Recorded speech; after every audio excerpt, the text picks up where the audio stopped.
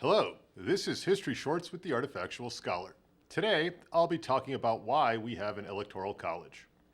Every 4 years, we in the United States go to the polls to elect a new president. This political practice has occurred in times of war and peace, social upheaval, and relative prosperity since the ratification of the Constitution in 1788. Yet that document that created our system of government did not give the people a direct voice in choosing the president.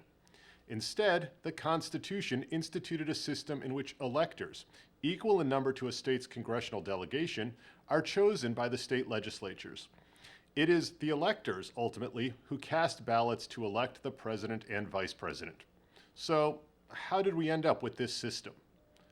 When the framers of the Constitution gathered in Philadelphia in 1787 and set about to create a new system of government, one of the many questions that they faced was how to select a chief executive.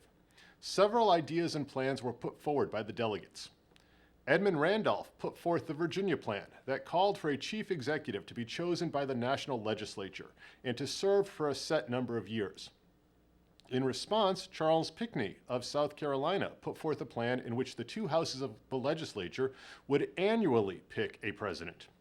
William Patterson of New Jersey, fearing the potential of tyranny in a unitary one-person executive, proposed a multi-person executive chosen by Congress.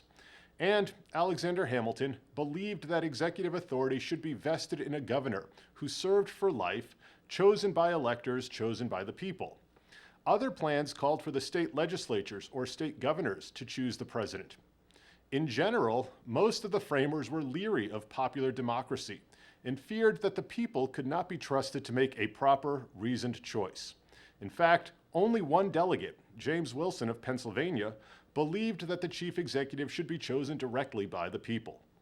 After much debate, however, the delegates could not reach a consensus and opted to table the matter. At the end of August 1787, the question of choosing a president and other contentious issues was taken up by the Committee of Postponed Parts, headed by David Brearley of New Jersey. This committee, sometimes called the Brearley Committee, was largely responsible for crafting the compromise that created the electoral system. Essentially, what the Brearley Committee created was a system of indirect popular election in which the people elected their state legislators, who in turn chose electors who then elected a president. After much discussion, this compromise was accepted by the convention. It was enshrined in Article 2, Section 1 of the Constitution. In creating this electoral system, the committee took into account several factors and concerns. The system insulated the presidency from the perceived danger of popular and mob passions. It also gave the state legislatures a degree of influence, reinforcing the newly created federal system. Finally, the electoral system allowed the president to be independent of Congress. From the very beginning, though, the method of electing the president was highly controversial.